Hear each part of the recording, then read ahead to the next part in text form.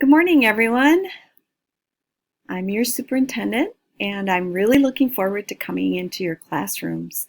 I'll be starting that even maybe tomorrow for a few classrooms, but really I'll be starting more for next week. I'm looking forward to looking for evidence of the work that we've been doing for the last few years, as well as our new goals for this year. We will be having professional development that will be um, uh, about helping students to engage in cognitively complex tasks, which is on your teaching map. Um, and you can see it right here. A lot of these other instructional strategies we've been working on for the last few years, but that's what I'm just going to be looking for. And mainly these particular instructional strategies are the ones that you use knowledge utilization and analysis. So just looking for higher level thinking skills and getting kids to take a hold of their own learning. So having them really engaged as far as critically thinking and so on. But today, I'd just like to talk to you a little bit about the standards-based classroom. And for those teachers who have been here for a few years, you probably don't even need this. So you can just turn this off. If you're new in the district or you just want an update, that might be a good thing to just listen to it and just talk it through. This year, I'm really putting a lot of emphasis on the teaching map, and I'll be meeting with your principals and the directors over the next month, actually 2 or 3 weeks, hopefully, for them to talk me through the teaching map, just to see if we're all on the same page for the teaching map. So today, I'm going to talk about things that I looked for in classrooms last year.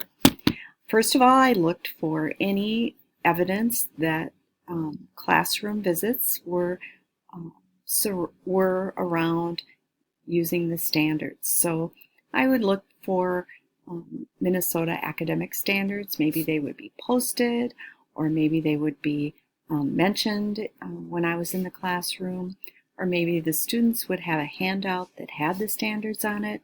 So looking for any kinds of evidence about that. The other things I looked for were providing rigorous learning targets, which are the learning goals. So that should be front and center. Students need to know, like every 15 to 20 minutes, what they're learning, what is the target for that particular day. And then performance scales are another way of saying the learning progressions. So many times students would have the learning progressions, and they put their name where they thought they were on the learning progression, or there'd be a handout so that they could identify where they were on that learning progression. So knowing what the target is, and also knowing what that learning progression is. If I saw formative assessment where students were tracking their own progress,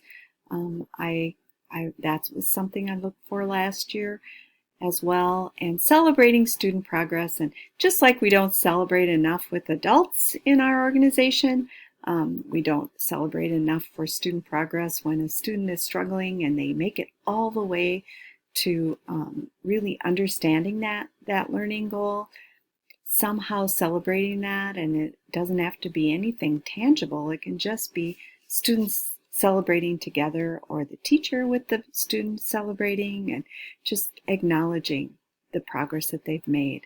So that's all I'm talking about today, and I will be doing a few little podcasts like this as the year goes on, and hopefully we'll all be on the same page on this teaching map and the understanding of how it all works.